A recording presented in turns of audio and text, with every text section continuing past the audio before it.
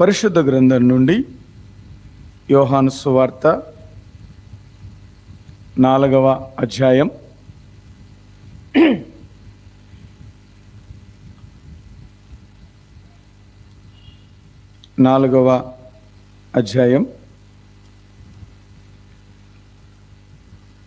35వ వచనాన్ని మనం చదువుకుందాం. యోహాను సువార్త 4వ అధ్యాయం 35వ వచనం నేను చదువుతున్నాను.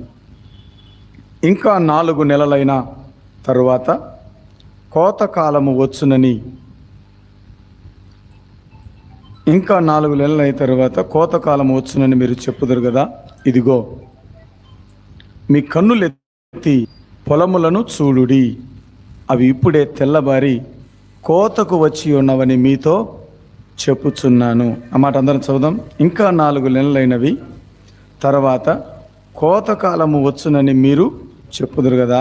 ఇదిగో మీ కన్నులెత్తి పొలములను చూడుడి, అవి ఇప్పుడు తెల్లబారి కోతకు వచ్చి ఉన్నవని మీతో చెప్పుచున్నాను. ప్రార్థన చేసుకుందాం. పరిశుద్ధుడు అయిన మా తండ్రి, మీ ఘనమైన శ్రేష్టమైన నామానికి స్తుతులు చెల్లిస్తూ ఉన్నాను ప్రభువా. ఇంతవరకు మీరు మిమ్మల్ని స్తుతించి ఆరాధించే కృపనిచ్చినారు, ఘనంగా స్తుతించడానికి కృప చూపారు.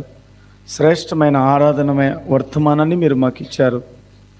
మరి ప్రభువా, మరొక్కమారు నీ దాసుడు అయోగ్యుడైన నేను నిలబడి ఉండగా నన్ను బలపరచండి. వచ్చిన నీ బిడ్డలతో మీరు మాట్లాడండి.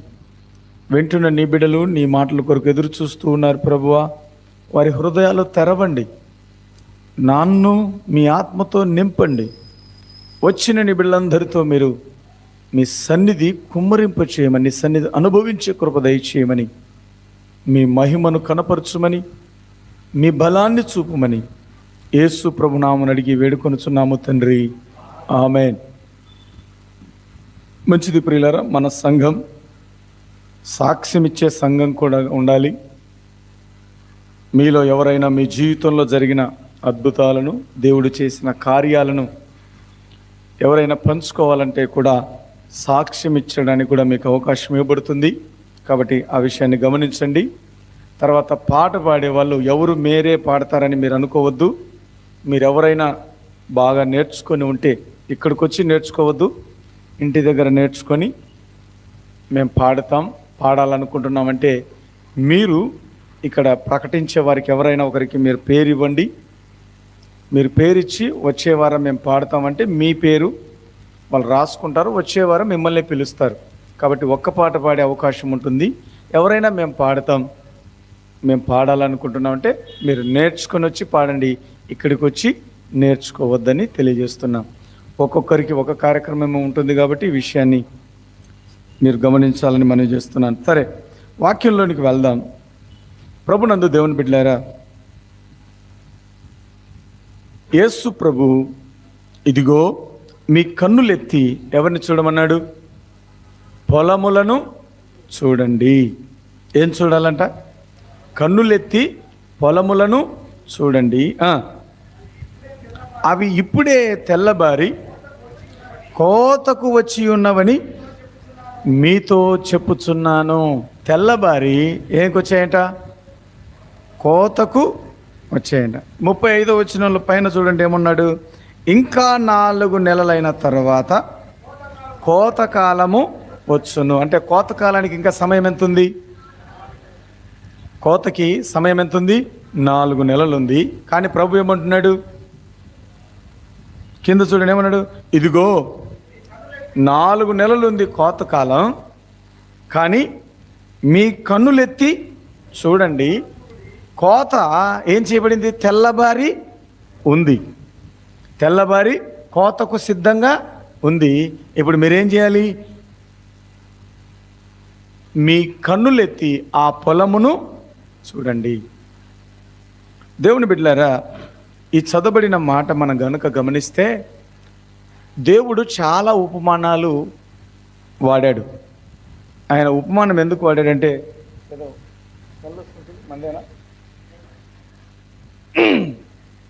ఇక్కడ వాడిన ఉపమానం మనం చూస్తే చాలా రకాల ఉపమానాలు ఉన్నాయి ప్రభు దగ్గర.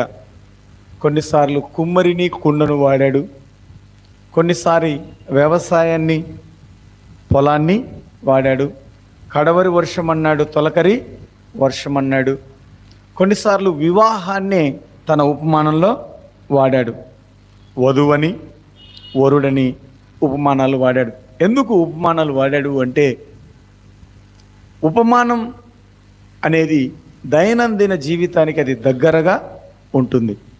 దైనందిన జీవితం దగ్గరగా ఉంటుందని వారికి ఆ ఉపమానాన్ని బోధించాడు. ఇక్కడ ఉన్నటువంటి ఉపమానంలో ఏముందంటే, ఒక పంట ఉంది, పంట వేశారు, వాళ్ళు విత్తారు, కానీ కోయడానికి ఇంకెంత ఉంది సమయం? 4 నెలలు ఉంది. కానీ ప్రభు అంటున్నాడు, మీ కన్నులెత్తి చూడండి, కన్నులెత్తి చూడండి. మరి 4 నెలలున్న పంట కన్నులెత్తి చూడండి, చూస్తే మీకు ఏమర్థమవుతుంది? అది తెల్లబారి పంట కోతకు సిద్ధంగా ఉంది. మరి ఏ పంటను గురించి చెప్తున్నాడు అనే మాట మీరు గమనిస్తే, ఇది శరీర సంబంధమైన పంట కాదు. శరీర సంబంధమైన పంట అది ఇంకా 4 నెలలు పడుతుంది. కానీ ఆత్మ సంబంధమైన పంటను చూడమని ప్రభు చెప్తున్నాడు. దానికి వీరేం చేయాలంట? కన్నులెత్తి చూడాలి. ఏంటి ఆ పంట? ఏంటి ఆ పంట అంటే, కింద ఉన్న మాట చూస్తే, విత్తువాడును కోయువాడును సంతోషించున్నట్లు కోయువాడు జీతము పుచ్చుకొని నిత్య జీవార్థమైన ఫలము సమకూర్చుకొనుచున్నాడు. విత్తేవాడు ఎవడో విత్తిపోయాడు. ఇప్పుడు మీరేం చేయాలి? పంట తెల్లబారి చేతికి వచ్చింది, ఆ పంటను కొయ్యండి. పంట కోస్తే ఏమొస్తుంది? నిత్య జీవార్థమైన ఫలం మీ చేతికి వస్తుంది. ఎవరితో పాటు వస్తుంది? 38వ వచనం మీరు చూడండి. మీరు దేనిని గురించి కష్టపడలేదో దానిని కోయుటకు మిమ్మును పంపితిని. ఇతరులు కష్టపడిరి, మీరు వారి కష్టఫలములలో ప్రవేశించుచున్నారు. 37వ వచనంలో మీరు చూస్తే, విత్తువాడొకడు కోయువాడు ఒకడు. మరి ఈ మాట విషయము సత్యమే. విత్తింది ఒకడు, కానీ కోసేది మరొకడు. అపోస్తలుడైన పౌలు కూడా చెప్పాడు, విత్తింది ఒకరు, కోసేది, నీరు పోసేది ఒకరు, వృద్ధి చేసేది దేవుడు. కానీ ఇక్కడ ఉన్నటువంటి సందర్భం ఏంటంటే, ఎవరో విత్తారు, మీరేం చేయాలి? పంట కోయాలి. ఎవరికి చెప్తున్నాడు ఈ మాట? శిష్యులకు చెప్తున్నాడు. ఏ సందర్భంలో చెప్తున్నాడంటే, యేసు ప్రభు సమరయ స్త్రీతో మాట్లాడాడు. మాట్లాడినప్పుడు సమరయ స్త్రీ ఏం చేసింది? తన తప్పు తాను తెలుసుకుంది.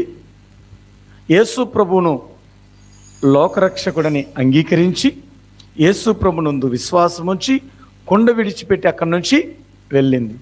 వెళ్ళి ఆ ఊరి ప్రజలందరితో చెప్తుంది ఏమని? ఇదిగో, నేను చేసినవన్నీ నాతో చెప్పిన వాడిని వచ్చి మీరు చూడండి, ఈయన క్రీస్తు కాడా? మనం ఎవరి కోసమైతే ఎదురు చూస్తున్నామో ఆయన వచ్చాడు, నేను ఆయన్ను చూశాను, ఆయన నేను చేసినవన్నీ నాతో చెప్పాడు, ప్రవక్తగా నేను గ్రహించాను, ఈయనే లోకరక్షకుడు, వచ్చి చూడమన్నది. చూడమంటే ఆమె మాటను బట్టి చాలామంది ఏం చేస్తున్నారు? వస్తూ ఉన్నారు. విత్తింది ఎవరు? వాక్యం యేసు ప్రభు. మరి యేసు ప్రభు సమరయ స్త్రీలో వాక్యం విత్తితే, సమరయ స్త్రీ ఎక్కడ విత్తింది ఆ వాక్యం? ఊరి ప్రజలకంతా విత్తింది. వారందరూ తండోపతండాలుగా వస్తూ ఉన్నారు. వస్తున్నప్పుడు ప్రభు అన్నాడు, ఏమయ్యా, మీకు పంట గురించి తెలుసు కదా, ఆ పంట ఇంకా ఎన్నాళ్ళు ఉంది? 4 నెలలు ఉంది. కానీ మీకు తెలియదు ఒకటి ఉంది, ఏందో తెలుసా? మీ కన్నులెత్తి చూడండి, మీ కన్నులెత్తి చూడండి, అది తెల్లబారింది, కోతకు సిద్ధంగా ఉంది. ఏది కోత? కోతకు సిద్ధంగా ఉంది. మీరు వెళ్ళి కోయండి, నిత్య జీవార్థమైన ఫలాన్ని తీసుకోండి. అంటే ఇక్కడ మన సబ్జెక్ట్ ఏంటంటే, దేవుని బిడ్డలారా, కన్నులెత్తి చూడాలట. కన్నులెత్తి చూస్తే పంట ఏమైందంట? తెల్ల బారింది. అంటే కోతకు సిద్ధంగా ఉంది. మరి కోతకు సిద్ధంగా ఉన్న పంట మనకు ఎలా తెలుస్తుంది? ఒక పంట కోతకు వచ్చింది ఎప్పుడు తెలుస్తుంది? మనకు కనబడే పంట అయితే మనకు అర్థమవుతుంది, కనబడని పంట మనకు అర్థము కాదు. మరి దాన్ని చూడాలంటే ఏం కావాలి? ఒక విజను కావాలి, ఒక ప్రత్యక్షత కావాలి. ఇప్పుడు మీకు గమనించండి, ఏంటంటే మీలో మీకు తెలియకుండానే ప్రార్థనకు రావాలనుకునేవారు చాలామంది ఉన్నారు. ప్రార్థనకు రావాలనుకునేవారు చాలామంది ఉన్నారు. మరి మీకు ఎలా తెలుస్తుంది వారు ప్రార్థనకు రావాలని? మేము శివపురంలో ప్రతి నెల 2వ శనివారం రాత్రి ఉపవాస ప్రార్థన పెట్టేవాళ్ళం. ఇది 2010, 11, 12, 13, 14, 17 వరకు ప్రతి నెల 2వ శనివారం ఉపవాస ప్రార్థన జరిగేది. చాలామంది వచ్చేవాళ్ళు, రాత్రంతా ఉపవాస ప్రార్థన ఉండి జరిగేది. ఆ సమయంలో ఒకరోజు అనుకోకుండా ఆ ఊర్లో నడుచుకుంటూ వెళ్తూ ఒక వ్యక్తిని పిలిచాం. ఏమనంటే, అయ్యా, ప్రతిరోజు రాత్రి ఉపవాస ప్రార్థన జరుగుతుంది కదా, మీరు కూడా రండి అని పిలిస్తే ఆయన అన్నాడంటే, ఈ మాట కోసమే మేము ఎదురు చూస్తున్నాను అన్నాడు. ఏమంట? ఈ మాట కోసమే నేను ఎదురు చూస్తున్నాను. ఏంటి, ఎందుకు ఎదురు చూస్తున్నా అంటే, మీరు నన్ను పిలిచాలి, నేను రావాలి. మీరు పిలిస్తే నేను రావాలని ఉన్నాను. 3 నెలలుగా నేను ఎదురు చూస్తున్నాను, మీరు పిలుస్తారేమోనని చూస్తున్నాను. ఇప్పుడు పిలిచారు, నేను వస్తాను. మరి ఎవరు ఎదురు చూస్తున్నారో మనకెట్లా తెలుస్తుంది? కోతంట తెల్లబారి ఏమైందంట? సిద్ధంగా ఉంది. ఎవరు విత్తనం వేశారు? ఎక్కడో విత్తనాలు పడ్డాయి, ఎవరో విత్తనాలు వేశారు. ఆ విత్తనము మొలిచింది, పెరిగింది, పైరు కాపుకొచ్చింది. కానీ ఏం చేయాలట? కోసేవారు లేరు. అందుకే మత్తయి సువార్త 9వ అధ్యాయం 37, 38 వచనంలో రాయబడింది, కోత విస్తారమే. చూడండి, మత్తయి సువార్త 9వ అధ్యాయం 37, 38 వచనాల్లో చూస్తే కోత విస్తారమే, కానీ పనివారు కొద్దిగా ఉన్నారు. కోతకు ఏమొచ్చింది? పంట కోతకు వచ్చింది. అంటే ప్రజలు దేవుని సన్నిధికి రావాలని, ప్రజలు దేవుణ్ణి ఆరాధించాలని, దేవునిలో మేలులు పొందాలని వారు సిద్ధంగా ఉన్నారు. కానీ ఎవరు లేరు? కోసేవారు, అంటే దేవుని సన్నిధికి తీసుకొని వచ్చేవారు లేరు. దేవుని సన్నిధికి వారిని నడిపించుకొని వచ్చేవారు లేరు. కోత ఉందా లేదా? ఇప్పుడు మనకు ఒక డౌట్ వస్తుంది, ఏంటంటే ఎవరు సిద్ధంగా ఉన్నారని ఎలా తెలుస్తుంది? అవునా కాదు? ఎవరు ప్రార్థనకు రావాలనుకుంటున్నారు, ఎవరికి ప్రార్థనకు రావద్దనుకుంటున్నారని ఎలా తెలుస్తుంది? మత్తయి సువార్త 9వ అధ్యాయం 37, 38 వచనాల్లో, లూకా 10వ అధ్యాయం 2వ వచనాల్లో ఈ 2 విషయాలు ప్రభు చెప్తున్నాడు. కోతకు పంట సిద్ధంగా ఉంది, కోత విస్తారమే, కోత విస్తారమే, కానీ ఏమంట? పనివారు కొద్దిగా ఉన్నారు. మరి ప్రభునందు దేవుని బిడ్డలారా, ఇక్కడ రాయబడిన మాట ఏంటంటే, ప్రభు అన్నాడు, పంట సిద్ధంగా ఉంది, మీరేం చేయాలి? కోత కొయ్యాలి. శిష్యులకు చెప్పింది అదే మాట. పంట సిద్ధమే, తెల్లబారింది, మీరు చూడండి. ఎలా చూడమన్నాడు? కన్నులెత్తి చూడమన్నాడు. ఏం చేయాలి ఇప్పుడు? కన్నులెత్తి చూస్తే ఏం కనపడుతుంది? తెల్లబారిన పంట, అంటే ప్రార్థనకు సిద్ధమైన మనిషి కనబడతాడు. అయితే ఆ మనిషిని నువ్వు మందిరంలోకి, అనగా దేవుని యొక్క రాజ్యంలోకి పిలిచావనుకోండి, ఫలితం ఎవరికి వస్తుంది? ఆ మనిషిని మందిరానికి నడిపిస్తే ఫలితం ఎవరికి వస్తుందంట? చూడండి అన్నమాట. జీతం ఎవరు పుచ్చుకుంటారు? యోహాను సువార్త 4వ అధ్యాయం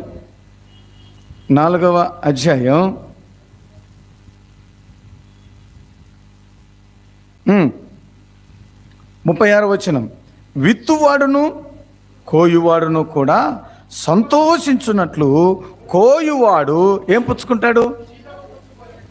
కోయువాడు ఏం చేస్తాడు? మిగతా సౌండ్ పని. కోయువాడు ఏం చేస్తాడు? జీతము పుచ్చుకొని నిత్య జీవార్థమైన ఫలము సమకూర్చుకొనుచున్నాడు. ఎవరు జీతాన్ని సమకూర్చుకుంటున్నారు? కోయువాడు. ఎవరండి? కోయువారు. పంటను కోయువారు. ఏ పంటను? దేవుని రాజ్య సంబంధమైన పంటను. మీ చుట్టూ ఉన్న ప్రజలు చాలామంది దేవుని కొరకు ఎదురు చూసేవారు చాలామంది ఉన్నారా లేదా? ఉన్నారు. మరి ఉన్నప్పుడు వారిని ఏం చేయాలంట? కొయ్యాలి. కోసి దేవుని మందిరానికి అప్పగించాలి. అప్పగించినప్పుడు ఫలితం ఎవరికి? పిలిచేవారిదే ఫలితం, దేవుని మందిరానికి నడిపించేవారిదే ఫలితం. ఇక్కడ వాక్యం చెప్పే నాకు కాదు ఫలితం. పంట కోసేది ఎవరు? మీరు అనుకోవచ్చు, మిమ్మల్ని చూసి ఇది నాకు వస్తుంది పంట అనుకుంటారు. పంట ఎవరికి వస్తుంది? ఫలితం, జీతం ఎవరిది? పిలిచిన వారిది, నడిపించిన వారిది, దేవుని రాజ్యములో చేర్చిన వారిది. ఏ ఫలితం అది? నిత్య జీవార్థమైన ఫలం. అంటే ఆ డబ్బు ఎక్కడుంది? ఈ లోకంలో లేదు. అది ఎక్కడుంది? పరలోకంలో ఉంది. దేవుని వాక్యం చెబుతుంది, మీ ధనమును పరలోకంలో సమకూర్చుకొనండి, అక్కడ చిమ్మెట కట్టదు, దొంగలు ఎత్తుకొని పోరు. అంటే అది ఎవరు దొంగిలించేదానికి వీలు లేదు. నీ సొమ్ము నీకే పరలోకంలో దాచబడి ఉంటుంది. ప్రభునందు దేవుని బిడ్డలారా, అయితే ఇక్కడ వ్రాయబడిన మాట మీరు గమనించండి. మరి ఆ వ్యక్తిని కనుక్కోవడం ఎలా?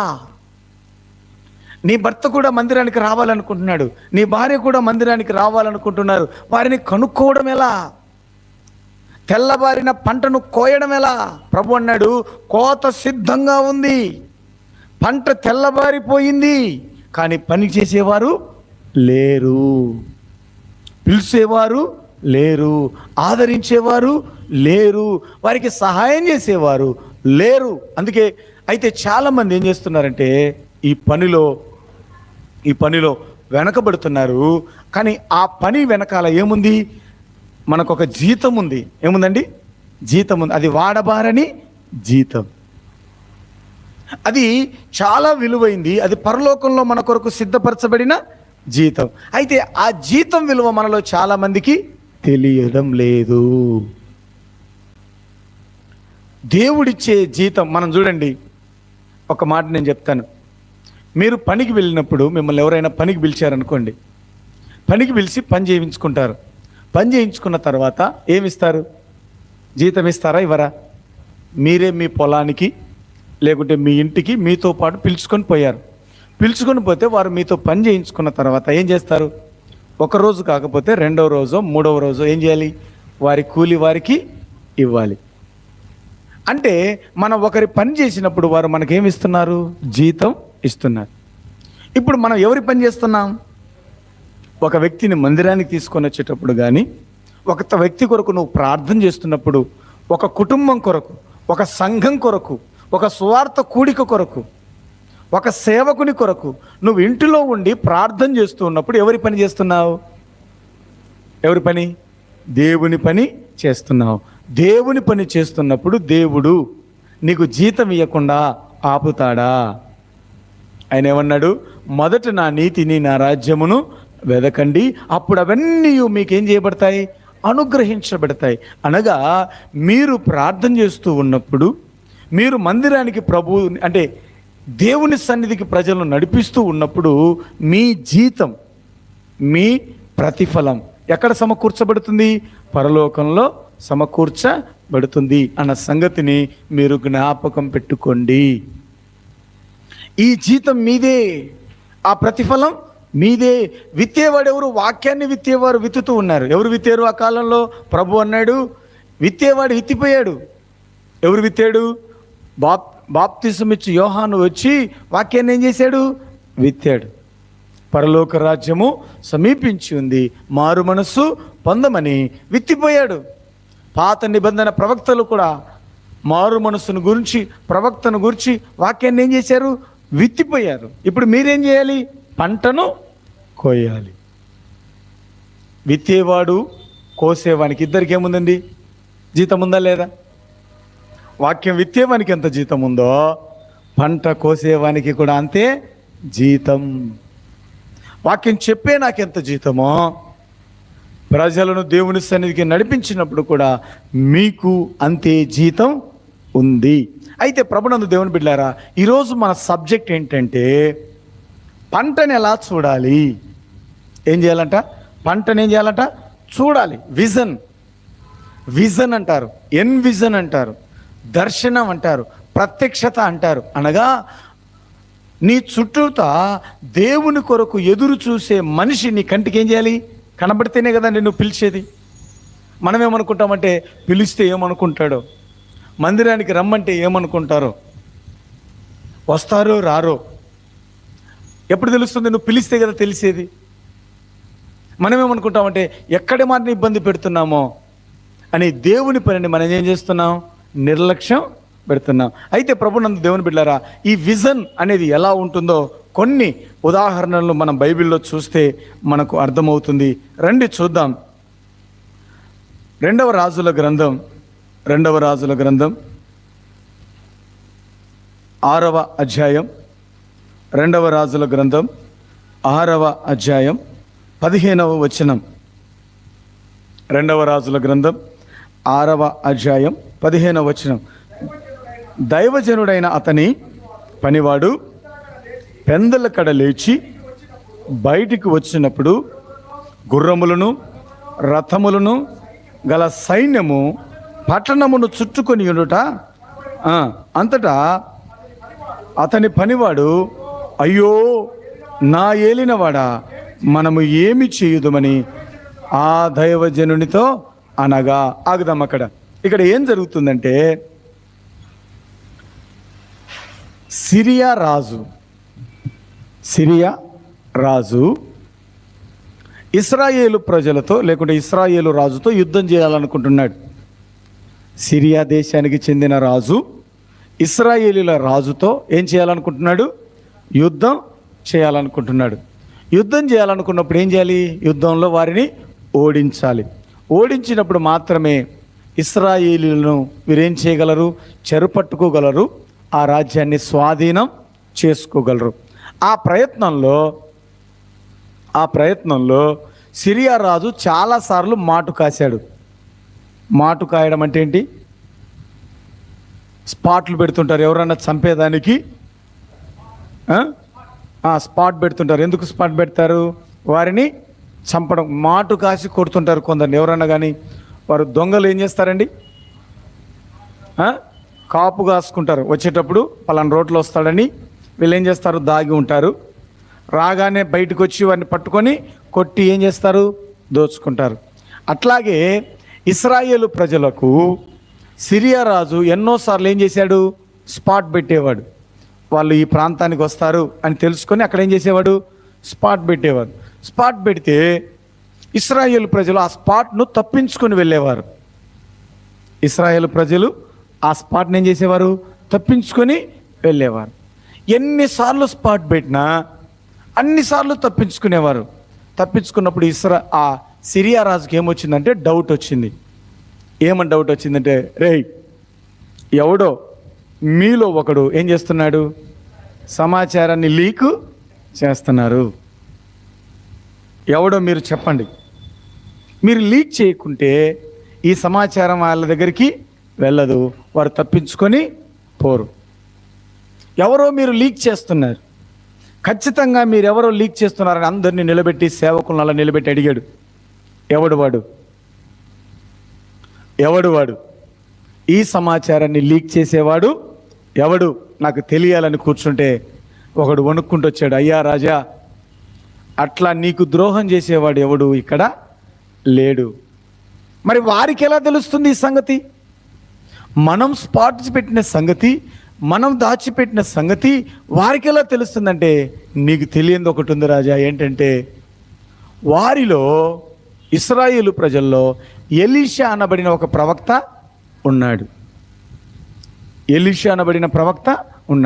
ఆయన ఎట్లాంటోడో తెలుసా? నీవు నీ అంతఃపురంలో ఉండి నీ అంతఃపురంలో నీ మనసులో నువ్వు ఆలోచించుకునేది కూడా ఆ ఎలీషా ప్రవక్త ఏమవుతుంది? తెలిసిపోతుంది.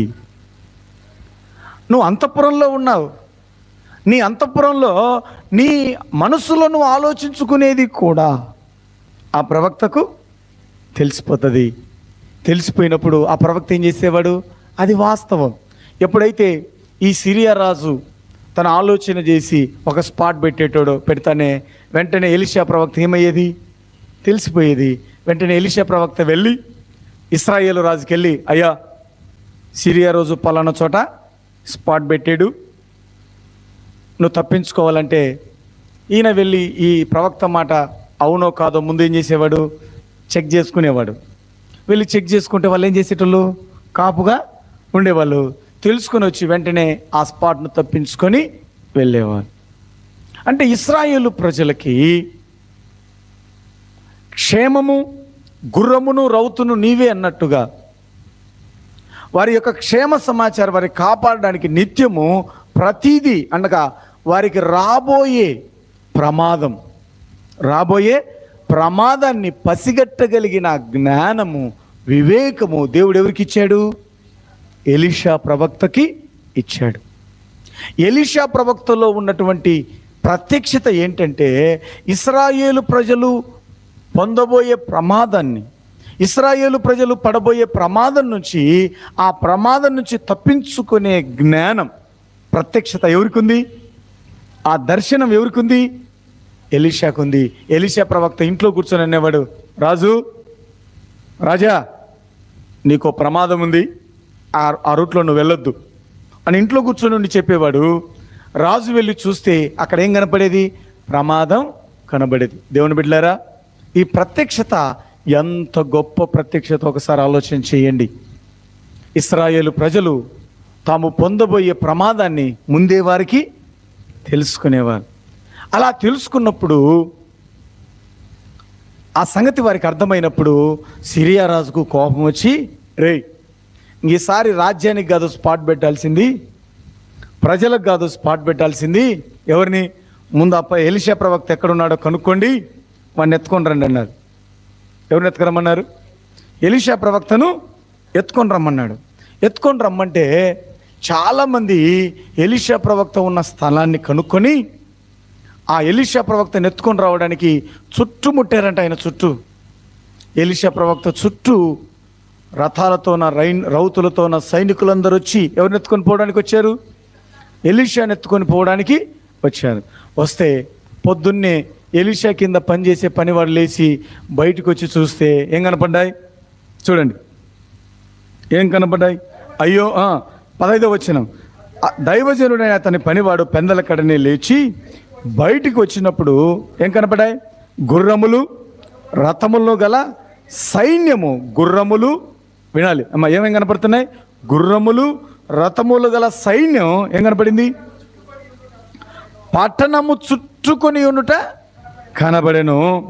అయ్యో నా ఏలినవాడా, మనము ఏమి చేయుదుమని ఆ దైవజనుడితో అనగా, అంటే ఆ పనివానికి ఏం కనపడింది? గుర్రాలు కనపడ్డాయి, రథములు కనపడినాయి, గొప్ప సైన్య సమూహం కనపడింది. అయ్యో మనం ప్రమాదంలో ఉండాము, మనం ఎక్కడున్నాం? ప్రమాదంలో ఉన్నాం. ఇంకా మనం ఏం చేస్తాం? ఇశ్రాయేలుని కాపాడడానికి నువ్వు సలహా ఇచ్చావు, సైనికుల్ని కాపాడడానికి సలహా ఇచ్చావు, ఇప్పుడు నీ చుట్టే వచ్చారు వాళ్ళందరూ. ఇంకా వాళ్ళని తప్పించి ఇప్పుడు ఎక్కడికి వచ్చారు? నీ చుట్టూ వచ్చారయ్యా అంటే అప్పుడు ఏమన్నాడు చూడండి, 16వ వచనం, భయపడవద్దు, మన పక్షమునున్నవారు వారి కంటే అధికులై ఉన్నారని చెప్పి. ఆగుదాం. ఏమంటున్నాడు? ఈ సైనికుడు ఎవరిని చూస్తున్నాడు? పనివాడు తన చుట్టూ ఉన్న రథములను చూసినప్పుడు భయపడిపోయాడు. అయ్యా ఇంకా మనల్ని ఎత్తుకొని పోవడానికి వచ్చారని భయపడితే అప్పుడు వెళ్ళి, అయ్యో ఏలినవాడా పరిస్థితి చూడు ఎలా ఉందంటే, ఎలీషా చెప్తున్నాడు, భయపడొద్దయ్యా, మన చుట్టూ ఉన్నవారు వారికంటే, నీకు ఎంతమంది కనపడుతున్నారు? వారికంటే అధికంగా మన చుట్టూ ఉన్నారయ్యా అంటే వీనికేముంది? చూశాడా? చూడలేదా? కనపడ్డాయా? కనపడలా. కనపడినప్పుడు ఏమయ్యాడు? భయపడ్డాడు. అప్పుడు ఏమని ప్రార్థన చేశాడు చూడండి, యెహోవా వీడు చూచున్నట్లు దయచేసి వీని కళ్ళు తెరువమని ఎలీషా ప్రార్థన చేయగా. మన అంశం లేక వస్తున్నాం. ఏమని ప్రార్థన చేయమని చెప్పాడు యేసు ప్రభు? మీరు కన్నులెత్తి చూడండి. ఏముంది అక్కడ? తెల్లవారిన పంట సిద్ధంగా ఉంది. ఎలీషా ఏమని ప్రార్థన చేస్తున్నాడు? యెహోవా వీని కళ్ళు తెరువు, వీని కళ్ళు తెరువు, వీడు చూచున్నట్లు వీని కండ్లను తెరవమంటే వాడు ఏం చేశాడు? అప్పుడు యెహోవా వాని కండ్లు తెరిచెను. ఏం చూశాడు అప్పుడు? ఎలీషా చుట్టూను పర్వతము అగ్ని గుర్రముల చేత రథముల చేత నిండియుండుట చూచెను. ఏం విజన్ వచ్చిందండి? దేవుడు తనకు ఎంత కాపుదలగా ఉన్నాడో, దేవుడు తనను ఎంతగా భద్రపరిచాడో ఆ సంగతి ఎవరు చూడగలిగాడు? ఎలీషా చూడగలిగాడు, కానీ ఎవరు చూడలేకపోయారు?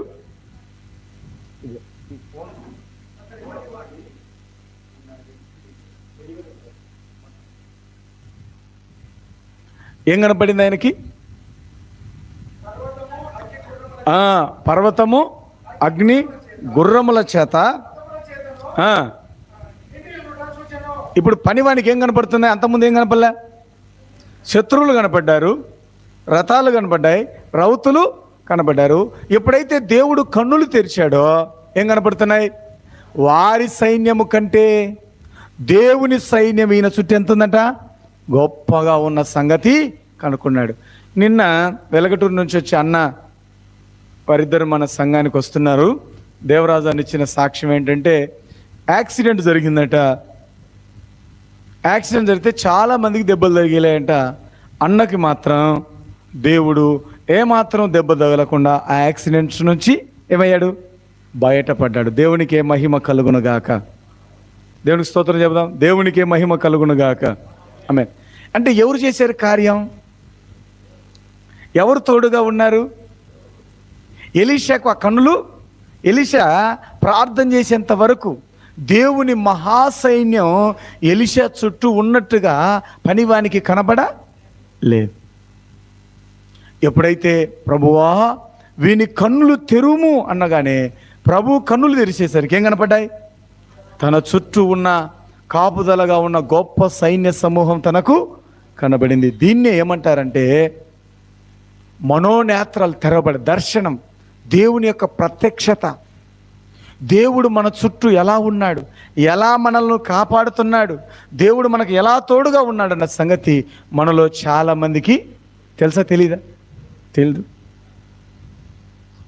దేవుడు మనల్ని, ఆయన అన్నాడు, నేను నిన్ను విడువను ఎడబాయను, చూడుము నా అరచేతుల్లో నిన్ను చెక్కుకొని ఉన్నాను. ఇశ్రాయేలు వాడును కాపాడువాడు కునుకడు. మన నిద్రపోయినా, మనం ఏ మారినా మనల్ని కాపాడే మన ప్రభు అంట. ఆయన కునుకడు. చెప్పండి, ఆయన కునుకడు, నిద్రపోడు. మనలో చాలామందికి ఈ సంగతి తెలక, యాడున్నాడులే దేవుడు, యాడున్నాడు, నన్ను మర్చిపోయినాడేమో అనుకుంటుంటారు. ఆయన కునుకడు. ఈ సైనికుడు కూడా అనుకున్నాడు, ఏందయ్యా రాజును కాపాడావు, రాజ్యాన్ని కాపాడావు, ఇప్పుడు నీళ్ళు ఎక్కడికి వచ్చాయి? మన దగ్గరికే వచ్చాయి. సైన్యం అంతుంది, మన పరిస్థితి ఏందని భయపడుతుంటున్నాడు. ప్రభువా వీని కన్నులు. దేవుని బిడ్డలారా, దేవుని బిడ్డలమైన మనం దేవుని యొక్క కాపుదలను చూసేవారిగా ఉండాలి. దేవుని యొక్క బహుమానాన్ని చూసేవారిగా ఉండాలి. మనకు చాలామంది దేవుని జీతం తెలియదు. మనకి ఏ జీతం తెలుసు? మనం పనికి పోతే 500 వస్తుంది కాబట్టి ఈ 500 మాత్రమే మన కంటికి కనపడుతుంది, దాని చుట్టే మనం తిరుగుతాం. దానికంటే విలువైన బహుమానం మన కంటికి కనపడింది అనుకోండి, ఏం చేస్తారు మీరు? పనికి పోవడమే మానేస్తారు. అర్థమైందా? చదువుకోవడమే మానేస్తారు, అన్న బిజినెస్ చేయడమే మానేస్తారు, నేను నా ఉద్యోగం చేయడమే మానేస్తాం. ఎందుకంటే మనకు దాని విలువ ఇంకా మనకు తెలియదు. విలువ తెలియనప్పుడు ఏం చేస్తాం? విలువ కాని దాని కొరకు మనం ఏం చేస్తాం? పాకులాడతాం. ఎప్పుడైతే విలువైంది కనబడినప్పుడు దీన్ని ఏం చేస్తాం? విడిచిపెడతాం. ఇంకా మన కన్నులకు లోకంలో ఉన్నదంతా ఎలా కనపడుతుంది? విలువైనదిగా కనబడుతుంది. దైవ సంబంధమైనదంతా ఎట్లా కనపడుతుంది? విలువ లేనిదిగా కనబడుతుంది. కాబట్టి లోక సంబంధమైన దానికి ప్రాముఖ్యత ఎక్కువ ఇస్తున్నాం, దైవ సంబంధమైన దానికి ప్రాముఖ్యత తక్కువగా ఇస్తున్నాం. ఎందుకంటే దాని విలువ మనకేం చేయలేదు? కనబడలేదు. ఈ చిన్నవానికి, ఈ పనివానికి ఎప్పుడైతే వీని కన్నులు తెరవబడ్డాయో ఏమైంది? ధైర్యం వచ్చిందా రాలేదా? ఏం కనపడింది? తన చుట్టూతో ఉన్న సైన్యం ఎదురుగా ఉన్న సైన్యానికంటే రెట్టింపు ఎక్కువగా ఉంది, ఎక్కువగా ఉంది. అప్పుడు ఈయన ధైర్యం తెచ్చుకున్నాడు. దేవుని బిడ్డలారా, ఏం జరిగిందో తెలుసా? వాళ్ళు ఎవరికైతే ప్రభు చెప్పాడు వీని కన్నులు తెరవమన్నాడు, చుట్టూ ఉన్న వారి కన్నులు ఏం చేయమన్నాడు? మూయమన్నాడు. అంధత్వంతో మొత్తం అన్నాడు. అప్పుడు ఎలీషాను పట్టుకోవడానికి వచ్చిన వాళ్ళు ఏమయ్యారు? గుడ్డి వాళ్ళు అయ్యారు. ఏమయ్యారు? గుడ్డి వాళ్ళు అయ్యి ఎలీషాను పట్టుకోవడానికి వస్తే వాళ్ళ కళ్ళు కనపల్లా. ఎలీషానే వాళ్ళు చిన్నగా పట్టుకొని పోయి ఎవరికి అప్పచెప్పాడు? ఇశ్రాయేలు రాజుకు. అందరూ మనకు దొరికారు, ఇన్నాళ్ళే మనకు కాపు కాశారు, ఇన్నాళ్ళే మన ప్రాణాలు చూశారు, మన రాజ్యాన్ని దోసుకుపోయారు, వీళ్ళ కత్తితో చంపేద్దనా అన్నాడు. ఎలీషా అన్నాడు, లేదు లేదు, వారికి భోజనం పెట్టి పంపేయమన్నాడు. ఏం చేయమన్నాడు? భోజనం పెట్టి పంపేయమంటే గొప్ప విందు చేశాడంట ఆయన కూడా. ఏం విందు? గొప్ప విందు చేశాడు. అదే 8వ అధ్యాయంలో మనం చదువుకున్న 6వ అధ్యాయము చివరి వచనాల్లో ఏం చేశాడంటే వారికి భోజనం పెట్టించి వారు తిని త్రాగిన తర్వాత తమ యజమానుని యొద్దకు వెళ్ళుదురని చెప్పాను. అంటే విజన్ చూడండి, వీళ్ళ విజన్ అంతా, వీళ్ళ ప్రత్యక్షత అంతా ఎవరి మీద? దైవ సంబంధమైన ప్రత్యక్ష. రాజు అనుకున్నాడు ఇంకా దొరికారయ్యా, వీళ్ళని చంపేద్దామంటే వద్దొద్దు, వారికి భోజనం పెట్టి పంపేయండి. అంటే కార్యం చేసింది ఎవరు? దేవుడు. చాలాసార్లు మనం కూడా మనకు అద్భుతం జరగకపోయేసరికి ఏమవుతామంటే కృషించిపోతాం, సన్నగిల్లిపోతాం. ఎందుకంటే దైవ ప్రత్యక్షత మీద మనకు అవగాహన లేదు. దైవ ప్రత్యక్షత మీద మనకు అవగాహన లేనప్పుడు మనం కూడా ఏమవుతాం? భయపడి పోతాం. మన వెనకాల సైన్యం ఉందా లేదా చెప్పండి? గొప్ప సైన్యం ఉంది అనే సంగతిని నేను మీ మధ్యలో జ్ఞాపకం చేస్తూ ఉన్నాను. మరొక మాట మనం కనుక గమనిస్తే దేవుని బిడ్డలారా, కొరింథీయులకు రాసిన మొదటి పత్రిక 2వ అధ్యాయం 14వ వచనాన్ని మనం తీద్దాం. కొరింథీయులకు రాసిన మొదటి పత్రిక 2వ అధ్యాయం 14వ వచనం. ప్రకృతి సంబంధి అయిన మనుష్యుడు దేవుని ఆత్మ విషయములను ఏం చేయడు? అంగీకరింపడు. ఈ మాట వినాలి అందరూ, చూడండి ఆ మాట. ప్రకృతి సంబంధి అయిన మనుష్యుడు దేవుని ఆత్మ విషయములను ఏం చేయడు? అంగీకరింపడు. అవి అతనికి వెరితనముగా ఉన్నవి, అవి ఆత్మ అనుభవము చేతనే. మరి ఇది ఎలా పాసిబుల్ అవుతుంది? ప్రకృతి సంబంధమైన మనుషునికి దేవుని ఆత్మ విషయములను ఏం చేయలేడట? యాక్సెప్ట్ చేయలేడు. ఇప్పుడు నేను వచ్చి మీకేం పర్వాలేదు, ఏం పర్వాలేదు, మీ సమస్యలన్నీ తీరుతాయి, మీ రోగాలన్నీ బాగవుతాయి, మీకు ఏ ఇబ్బంది లేదు, తొందరపడొద్దండి, ప్రభు కనికరం గలవాడు, ప్రభు కృప వలవాడు, ఆయన మీకు అద్భుతం చేస్తాడంటే అందరికీ ధైర్యం పొందే శక్తి ఉంటుందా? ఉంటుందమ్మా? ఏమనుకుంటారు కొందరు?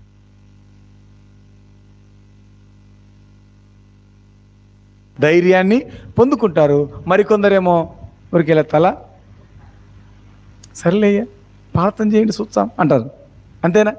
అంటే ప్రకృతి సంబంధమైన మనిషికి అనగా ఈ లోక సంబంధమైన మనిషికి, లోకాన్ని చూసే మనిషికి దైవ సంబంధమైన విషయాలు ఏం కావు? అర్థము కావు. మరి ఎలా ఎవరికి అర్థమవుతాయి? ఆత్మ సంబంధమైన విషయం అనగా అవి ఎలా ఉంటాయంట మనకి?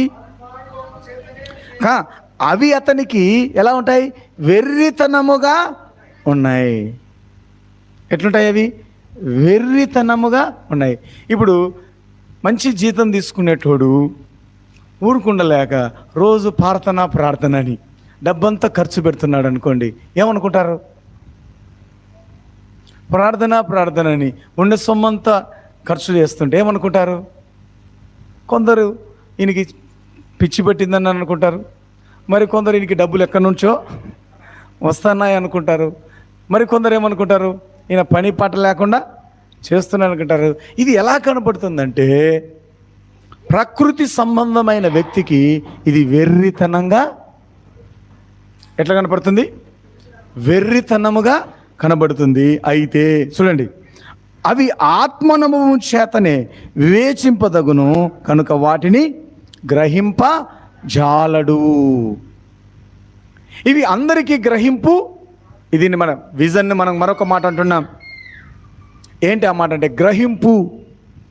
ఏమంటారు? చూడడం అంటే ఏంటి? చూడుము, కన్నులెత్తి చూడమా. చూడడం అంటే గ్రహించడం. ఏం చేయమంటే గ్రహించడం. గ్రహింపు. కళ్ళు ఉంటాయి కానీ ఏముండదు, గ్రహింపు ఉండదు. ఏముండదు, గ్రహింపు ఉండదు. చూస్తుంటారు కానీ ఏముండదు, ఇంకొక 2-3 పదాలు వస్తాయి. వీటిని మీరు జ్ఞాపకం బాగా ఆలోచన చేయండి. ఇప్పుడు ఒక పదం వచ్చింది, కన్నులెత్తి చూడడం అంటే ఏంటి? గ్రహింపు. ఆత్మచేతనే దీన్ని ఏం చేయగలమంట? గ్రహించగలం, వివేచించగలం. దేవుని ఆత్మ ద్వారా మాత్రమే దేవుని యొక్క జీతాన్ని, దేవుని యొక్క పనిని నువ్వు గ్రహించగలవు. కానీ ప్రకృతి సంబంధమైన ఆలోచనలతో, శరీర సంబంధమైన ఆలోచనలతో దీన్ని నువ్వేం చేయలేవు, గ్రహించలేవు. ఆ పనివాడు ఇప్పుడు ఏం చేయగలుగుతున్నాడు? అంతవరకు గ్రహించలేకపోయాడు. తన చుట్టూ ఉన్న సైన్యాన్ని గ్రహించలేకపోయాడు. ఇప్పుడు ఏం చేయగలుగుతున్నాడు? గ్రహించగలిగాడు. మరొక మాటను కూడా నేను మీకు గమనిద్దాం. 2వ కొరింథీయులకు రాసిన పత్రిక, కొరింథీయులకు రాసిన 2వ పత్రిక 4వ అధ్యాయం 4వ వచనం. కొరింథీయులకు రాసిన 2వ పత్రిక 4వ అధ్యాయం 4వ వచనం. దేవుని స్వరూపి అయ్యున్న క్రీస్తు మహిమను కనపరచు, దేవుని స్వరూపి అయ్యున్న క్రీస్తు మహిమను కనపరచు స్వార్థ ప్రకాశము వారికి ప్రకాశింపకుండు నిమిత్తము ఈ యుగ సంబంధమైన దేవత అవిశ్వాసులైన వారి మనోనేత్రములకు ఏం కలుగజేస్తుందంట? గ్రుడ్డితనము కలుగజేసెను. గ్రహింపు లేకుండా చేస్తుంది. ఏమైనాయి? గ్రహింపు లేకుండా కళ్ళు మూసుకుపోయాయి. అంటే మనోనేత్రాలు ఏమైపోయాయి? గ్రుడ్డితనం. మనోనేత్రం అంటే శరీరానికి ఉండే నేత్రం వేరు, మనసుకుండే నేత్రం వేరు. మరి మనోనేత్రం అంటే ఏంటి? మనోనేత్రం అంటే ఏంటి? శరీరానికి ఉండే నేత్రం అంటే ఏంటి? మనసుకుండే కన్నేంటి? శరీరానికి ఉండే కన్నేంటి? మనసుకుండే కళ్ళు మూసుకుపోవడం అంటే ఏంటి? చాలామంది అంటారు వానికి కళ్ళు మూసుకుపోయినాయి అంటారు. కళ్ళు ఆల్రెడీ మూసుకుపోయినాయి అంటే కళ్ళు మూసుకుపోవడం అంటే ఏంటి? కళ్ళు కనపడక పోవడం. కానీ కొందరు కళ్ళు కనపడుతూ ఉంటాయి, ఏమైంటాయి? కళ్ళు మూసుకుపోయినాయి. అంటే ఏమైంది? మనోనేత్రాలు ఏమయ్యాయి అంటే మంచేందో చెడేందో గ్రహించే, చెడును గ్రహించే స్పర్శను కోల్పోవడమే కళ్ళు మూసుకుపోవడం అంటారు. ఉదాహరణకి ఒక వ్యక్తి త్రాగుతూ ఉంటాడు. రే, త్రాగితే ఏమవుతుంది? శరీరం ఏమవుతుంది? పాడవుతుంది. ఎవరి శరీరం పాడవుతుంది? త్రాగేవాడి శరీరమే పాడవుతుంది. పాడవుతే ఏమవుతుంది? తన శరీరం తన మాట వినదు, మందుల మాట కూడా వినదు, డాక్టర్ మాట కూడా వినదు. త్రాగితే ఏమవుతాడు? చచ్చి పోతాడా? పడా? కొద్ది రోజులు కాకపోతే మరి కొద్ది రోజులకు ఏమవుతాడు? చచ్చిపోతాడు. అది ఎవరికి తెలుసు? మనందరికీ తెలుసు. తాగేవానికి తెలుసా తెలీదా? తెలిస్తే ఎందుకు తాగుతాడు? ఏమనుకుంటాడు? ఇది త్రాగినా ఏమీ కాదనుకుంటాడు. అని మనోనేత్రాలు ఏమైపోయాయి? అవి అంటే త్రాగితే ఏమవుతాడు ఆ వ్యక్తి?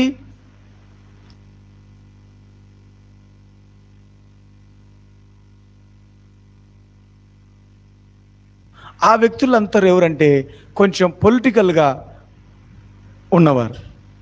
వీళ్ళకి చెప్తూ ఉన్నారు, రేయ్ నువ్వు అనవసరంగా అమ్మాయిని ప్రేమించావు, వారికి గన తెలిసిందనుకో నీ కాళ్ళు చేతులు విరిచేస్తారు, నిన్ను చంపేసినా కూడా ఆశ్చర్యపోవాల్సిన అవసరం లేదు.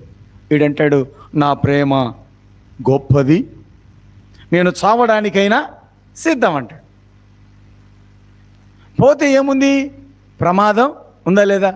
ఉంది. ఇది ఎవరికి తెలిసింది? బయట ఉన్న వారికి తెలిసింది, కానీ అందులో ఉన్నవానికి ఏం తెలియదు అన్నారంటారు. కొందరు అంటారు ప్రేమ ఏంటి సార్, ప్రేమ అంట ఏందంట గుడ్డిదంట. ప్రేమ అంట గుడ్డిది. ఈ మధ్య ప్రేమలు ఎక్కువైనాయి. ఏం ప్రేమలు?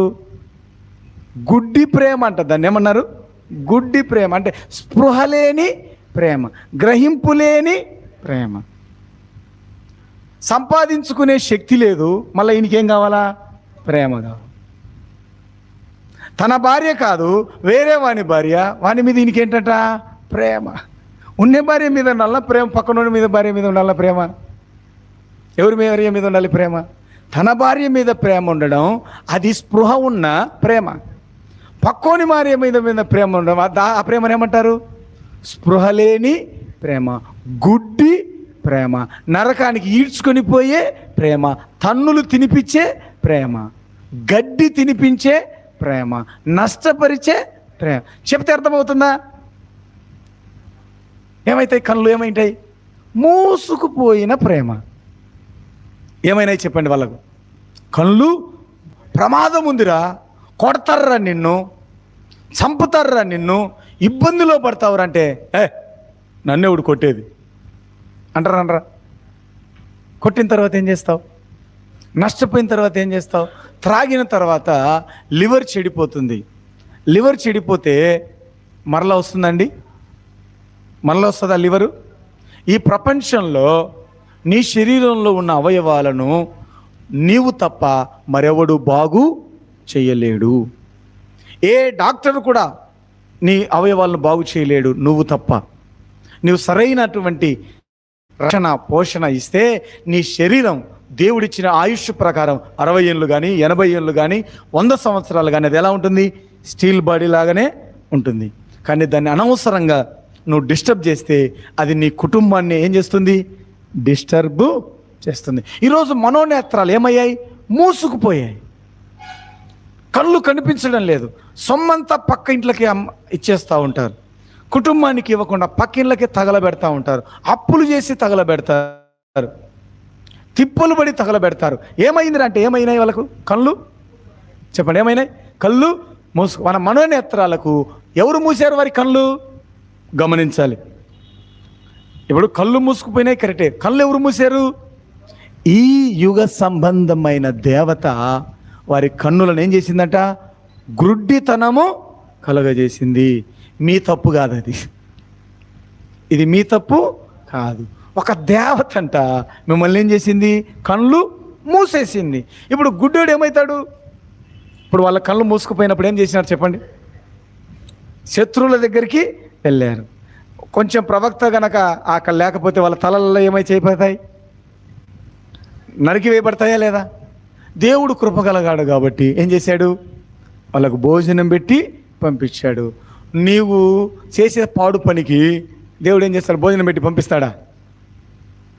వాళ్ళ భర్తకి తెలిస్తేనో వాళ్ళ తల్లిదండ్రులకు తెలిస్తే ఏం చేస్తాడు? రామ్మ, రాయ్య, మంచి పని చేసావు, మా అమ్మాయి నువ్వు తప్ప ఎవరు ప్రేమించలేరు నాయన రా అంటాడా? ఏమంటాడు? తన్ని పంపిస్తాడు. దేవుని బిడ్డలారా, గురుడితనానికి లొంగిపోవద్దండి. ఒక చీకటి. అందుకే మనము పోరాడున్నది ఇహలోహ సంబంధమైన వ్యక్తులతో కాదు, ఆకాశమందున్న దురాత్మల సమూహంతో మనం పోరాడుతున్నాం. ఆ దురాత్మలు నిన్నేం చేస్తున్నాయంటే గ్రుడ్డితనం కలగజేస్తున్నాయి. అందుకే నువ్వు ప్రేమించవలసిన భార్యను, ప్రేమించవలసిన పిల్లలను ప్రేమించకుండా, ప్రేమించవలసిన నిన్ను నువ్వు ప్రేమించుకోకుండా పాడు చేసుకుంటున్నావు. ఈ రాత్రి మీరు గమనించండి. మనకు కావాల్సింది ఏంటంటే చూడండి. ఏం చూడాలి? తెల్లబారిన పైరును చూడాలి. దేవుడు మన చుట్టూ ఉన్న ప్రత్యక్షతను చూడాలి. మరి ఆ విజన్ నీకుందా? అది నువ్వు చూడగలుగుతున్నావా? నీకు ప్రమాదం వస్తుంది. దేవుని పిల్లలకు ప్రమాదం వచ్చినప్పుడు ఎలీషా ప్రవక్త ఏం చేయగలిగాడు? కాపాడగలిగాడా లేదా? మరి మీరు కూడా కాపాడుకోవాలని ఉందా? చెప్పండి. మీకు కలగబోయే ప్రమాదం ఈరోజు చూడండి. ఎలీషాకి ఏముందండి?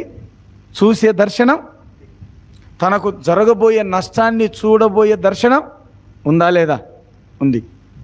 మరి ఎలీషా ఎవరికి ఇవ్వగలిగాడు? తన దగ్గర పనిచేసేవానికి ఇయ్యగలిగాడు. మరి యేసు ప్రభు కూడా తను చూడగలిగాడా లేదా? చూశాడు. తన శిష్యులకు కూడా దర్శనం ఇచ్చాడా లేదా? ఇచ్చాడు. ఇప్పుడు మీలో ఎంతమంది మీకు జరగబోయే నష్టాన్ని చూడాలనుకుంటున్నారు? చేయెత్తి చూపించండి. ఎంతమందికి ఈ దర్శనం కావాలి? ఈరోజు మీకు ఈ దర్శనము ప్రభు ఇవ్వాలి. ఇస్తాడా? ఇవ్వడా? ఇస్తున్నాడు. మీరు నమ్మితే ఎలా చూడాలో నేను వాక్యంలో మీకు చెప్తాను. మీరు చూడండి. ఆ దర్శనం ప్రభు మీకేం చేస్తాడు? ఎలా ఇయ్యదా? ఇప్పుడు మీకు జరగబోయే ప్రమాదం ఉందండి, అది తెలుసుకుంటే మీకేమవుతుంది? అక్కడి నుంచి పోకుండా ఉండాలంటే ఏం చేయాలి? మీ కన్నులు, ఎంతమంది కన్నులు తెరవబడాలి? అందరి కన్నులు తెరవబడాలా? సరే రండి. తెరవబడాలంటే ఏం చేయాలి? మరి సమయం అవుతుంది కాబట్టి నేను ఇంకొక అంశం ఉంది, దాన్ని చెప్పకుండానే నేను ముందుకు వెళ్తున్నాను. టైం ఎంత అయిందినా? టైం ఎంత? నాకు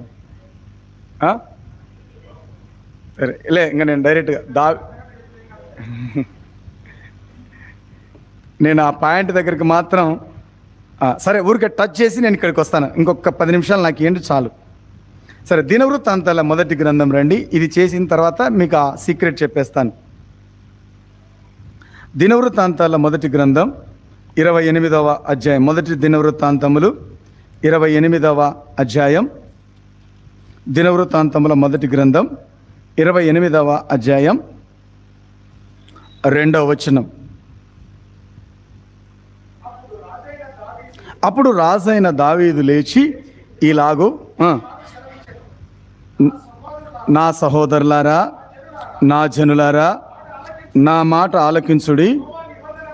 యెహోవా నిబంధన మందసమునకు, మన దేవుని పాదపీఠమునకు మిశ్రమ స్థానముగా ఉండుటకు ఒక మందిరము కట్టించవలనని నేను నా హృదయమందు నిశ్చయము చేసుకొని, ఆగుదాం అక్కడ. మందిరమును కట్టాలని ఏం చేశాడంట? సమస్తమును నిశ్చయం చేసుకున్నాడు. తర్వాత ఏం చేశాడు? సిద్ధము. కట్టాలనుకోవడమే కాదు, దేవుని కొరకు ఒక మందిరం కట్టాలనుకున్నాడు. తర్వాత కట్టాలనుకుని నిశ్చయం చేసుకొని మందిరానికి కావలసిన అన్నిటిని ఏం చేశాడు? సిద్ధము చేసుకున్నాడు. అప్పుడు ప్రభు ఏం చెప్పాడంట? అయ్యా, నీ చేతో రక్తం ఒలికించావు, నువ్వు నా మందిరాన్ని కట్టొద్దు, నీకు పుట్టిన కుమారుని ద్వారా నా మందిరాన్ని కట్టమన్నాడు. ఇప్పుడు మందిరాన్ని కట్టాలన్న ఆలోచన, మందిరాన్ని నిర్మించాలన్న ఆలోచన ఎవరిచ్చారు?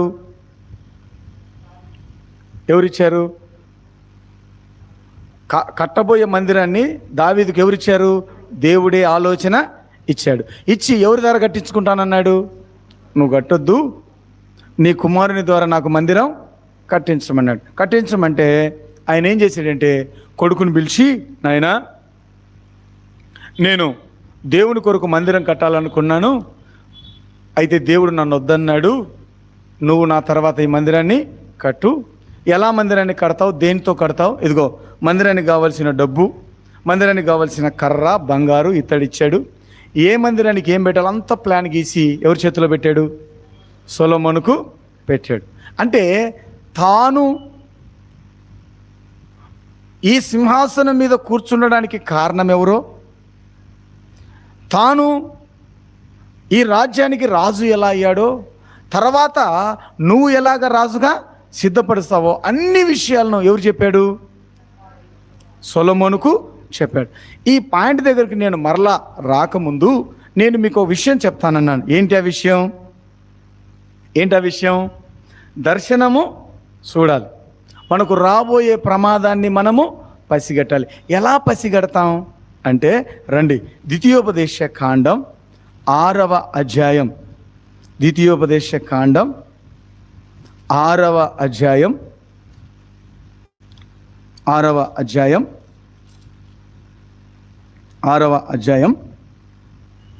4 నుంచి 9 వచనాలు. ప్రతి ఒక్కరూ మీ బైబిల్ తెరిచి, నేను చదువుతున్నాను, నాతో పాటు మీరు గమనించండి.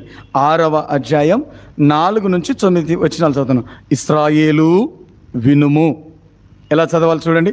ఇశ్రాయేలు వినుము, మన దేవుడైన యెహోవా అద్వితీయుడగు యెహోవా, నీ పూర్ణ హృదయముతోను, నీ పూర్ణ ఆత్మతోను, నీ పూర్ణ శక్తితోను నీ దేవుడైన యెహోవాను ఏం చేయాలి? ప్రేమింపవలను. నేడు నేను నీకు ఆజ్ఞాపించు ఈ మాటలు నీ హృదయములో ఉండవలను. నీవు నీ కుమారులకు వాటిని ఏం చేయాలి? అభ్యసింపచేసి నీ ఇంట కూర్చున్నప్పుడును, నీ త్రోవను నడుచున్నప్పుడును, పండుకొనున్నప్పుడును, లేచున్నప్పుడును వాటిని గూర్చి ఏం చేయాలి? మాటలాడవలెను. సూచనగా వాటిని నీ చేతికి కట్టుకొనవలెను. అవి నీ కన్నుల నడుమ బాసికము వలె ఉండవలెను. నీ ఇంటి ద్వారబంధముల మీదను, నీ గౌనముల మీదను వాటిని వ్రాయవలెను. నీ కన్నిటి, ఇక్కడ మన పాయింట్ మీకు హైలైట్ చేయాల్సింది సంగతి ఏంటంటే, నీ కన్నుల నడుమ బాసికము వలె అవి ఉండవలెను అన్నాడు. ఏంటివి? దేవుడు మనకు ఇచ్చినటువంటి ఆజ్ఞలను మన పిల్లలతో ఏం చేయాలంట? నీ కుమారులకు వాటిని ఏం చేయాలి? అభ్యసింప చేయవలెను. అభ్యాసం అంటే ఏంటండి? మామూలుగా అభ్యాసం ఎలా చేస్తామంటే, టీచరు ముందు ఒక కూడిక పెడతాడు. ముందు ఆయన పెట్టిన ఒక కూడిక ముందు ఏం చేస్తాడు? ఆయన కూడి ఎలా కూడాలో చూపిస్తాడు. ఆ తర్వాత అలాంటివే ఒక 4-5 ఇస్తాడు. ఎందుకు ఇస్తాడు? నేను ఎలా కూడానో, నేను ఎలా తీసివేశానో, నేను ఎలా హెచ్చింపు చేశానో మీరు కూడా ఇలాగూ చెయ్యండి అని ఏం చేస్తాడు? 4-5 ఎగ్జాంపుల్స్ ఇచ్చి ఈ అభ్యాసాన్ని మీరేం చేయమంటాడు? అభ్యాసం చేయమంటాడు. ముందు ఎవరు చేస్తారు? టీచర్ చేసి పిల్లలతో ఏం చేస్తాడు? అదే అభ్యాసం చేయమంటాడు. ఇప్పుడు వీళ్ళు ఏం చేయాలి? అభ్యాసం చెయ్యాలి. ఇప్పుడు ఏం అభ్యాసం చేయమంటున్నాడు? నీవు నీ కుమారులకు వాటిని వాటిని అంటే ఏంటివి? దేవుని వాక్యాన్ని ఏం చేయమన్నాడు? అభ్యాసం చేయమన్నాడు. ఎలా అభ్యాసం చేయాలి?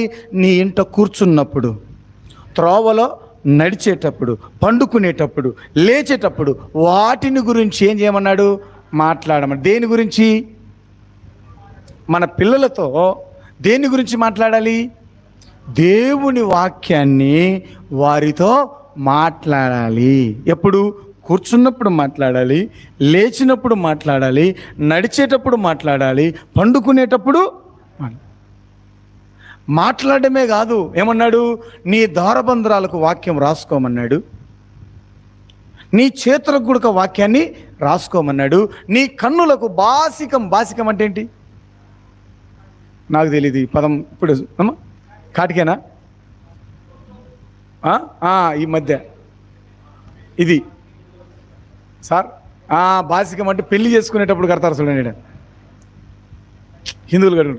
అంటే దేవుని వాక్యాన్ని మనం బాసికం వలె కట్టుకోవాలంట. అంటే ఇప్పుడు నువ్వు బాసికం కట్టుకున్నావు అనుకో, వాక్యం ఇక్కడ కట్టుకున్నావు అనుకో, ఎవరు చూస్తారు? నేను ఆ వాక్యాన్ని చూస్తా. నేను కట్టుకుంటే నువ్వు చూస్తావు.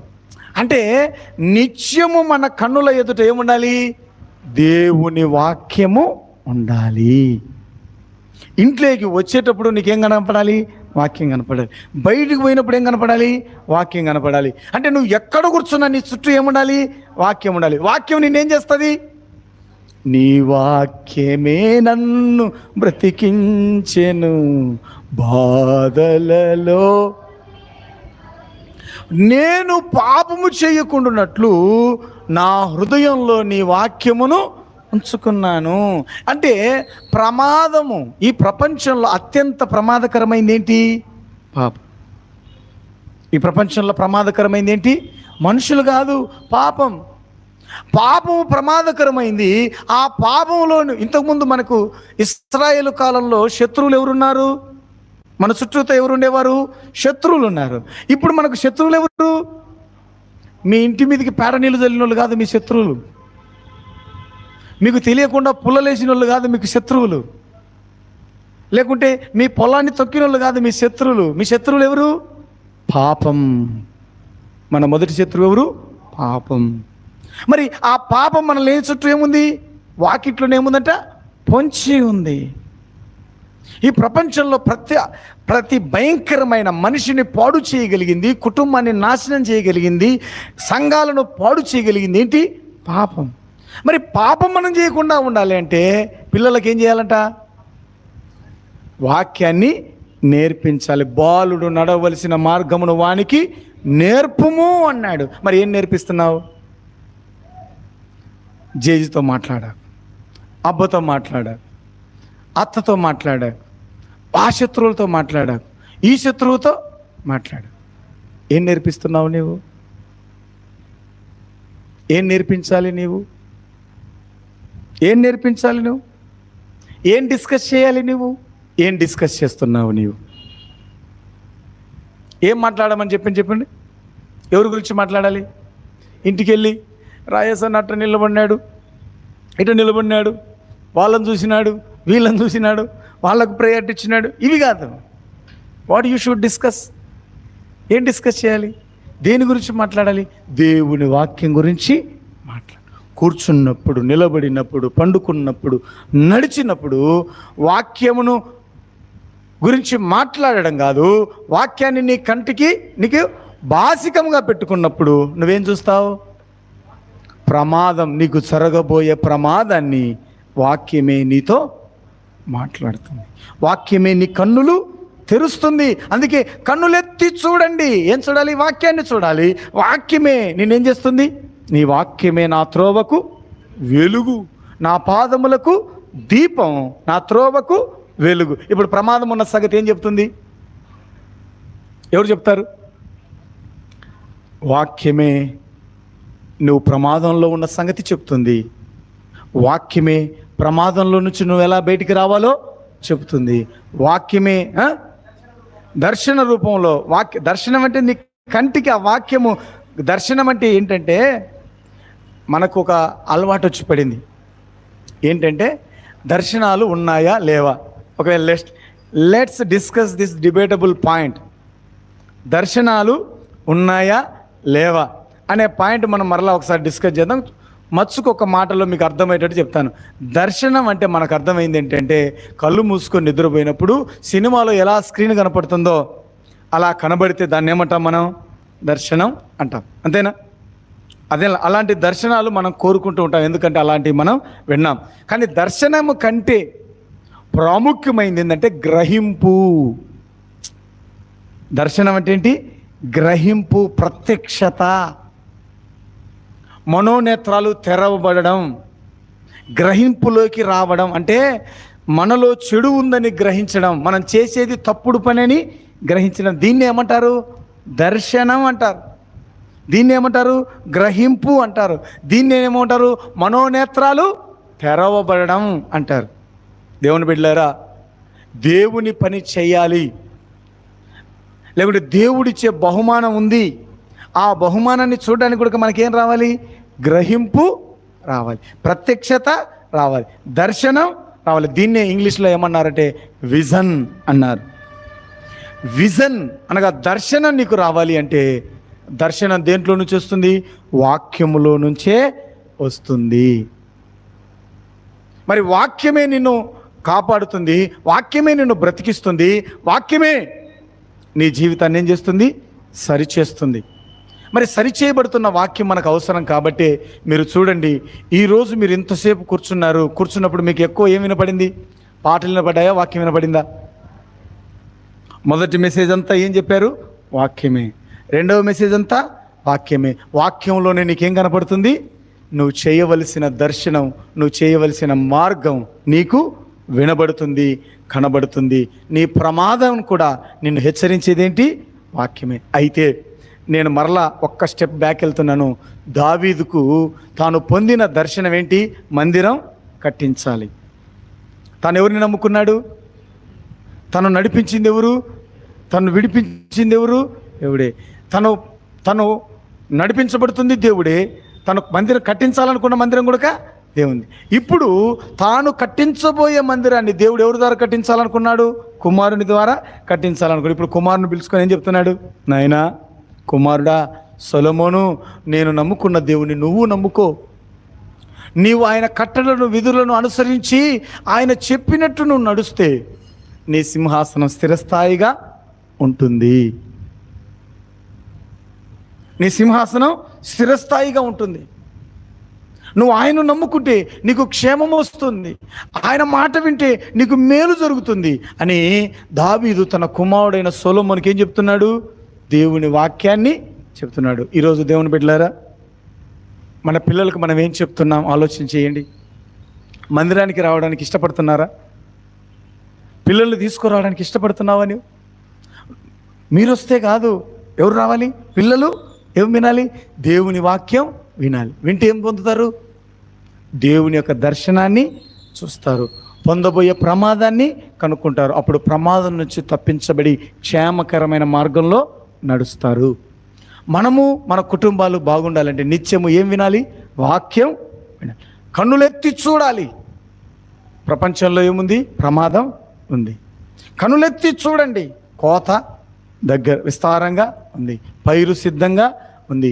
మనం ఏం చేయబడాలి అంటే, మన కన్నులు తెరవబడాలి అంటే వాక్యాన్ని మనం ధ్యానం చేయాలి. అది బాసికం వలె ఉండాలి. తలలు వంచండి, ప్రార్థన చేసుకుందాం. పరిశుద్ధుడు అయిన మా ప్రియ పరలోకపు తండ్రి, ఈ మధ్యాహ్నం మీరు ఇచ్చిన ప్రతి మాటకై స్తుతులు చెల్లిస్తూ ఉన్నాను.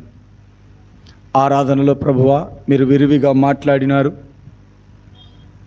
మీ శ్రేష్టమైన కృప చూపించినారు. మీకు స్తోత్రాలు. మీ ప్రేమ లోతైనది, వెడల్పైనది, ఎత్తైనది, పొడవైనదిగా మీరు మాట్లాడినందుకై స్తోత్రం చెల్లిస్తూ ఉన్నాను. ఇదిగో ప్రభువా, ఇంతవరకు నీ మాటలు విన్నాం. నీ ప్రత్యక్షత మా కన్నులు తెరిచినప్పుడు, మేము గ్రహించినప్పుడు, మా మనోనేత్రాలు తెరవబడినప్పుడు మాత్రమే మాకు అర్థమవుతుంది. మా కన్నులు తెరవండి ప్రభువా, మా మనోనేత్రాలు తెరవండి నాయనా, మాకు గ్రహింపియండి ప్రభువా. కోత కోస్తే జీతం ఉంటుందన్న గ్రహింపు మాకు దయచేయండి. కోత కోస్తే ప్రతిఫలం ఉంటుందన్న సంగతి మాకు దయచేయండి ప్రభువా. మా చుట్టూ ఉన్న ప్రమాదాలను గ్రహించే గ్రహింపు దయచేయండి. కుటుంబాలను కట్టుకునే గ్రహింపు దయచేయండి. మనోనేత్రాలను తెరవండి. మంచి మనస్సు మాకు దయచేయండి. పరిశుద్ధాత్మదేవా, పరిశుద్ధాత్మదేవా, వివేచన మాకు దయచేయండి. ఆత్మ సంబంధమైన వాడు అన్నిటినీ వివేచిస్తానన్నారు కదా. ఈరోజు నీ మాటలు విన్న మా అందరికీ వివేకాన్ని పుట్టించండి, వివేకాన్ని దయచేయండి. మా కన్నులకు నీ వాక్యమును బాసికము వలె కట్టుకొని ప్రమాదాన్ని పసికట్టే కృప దయచేయండి.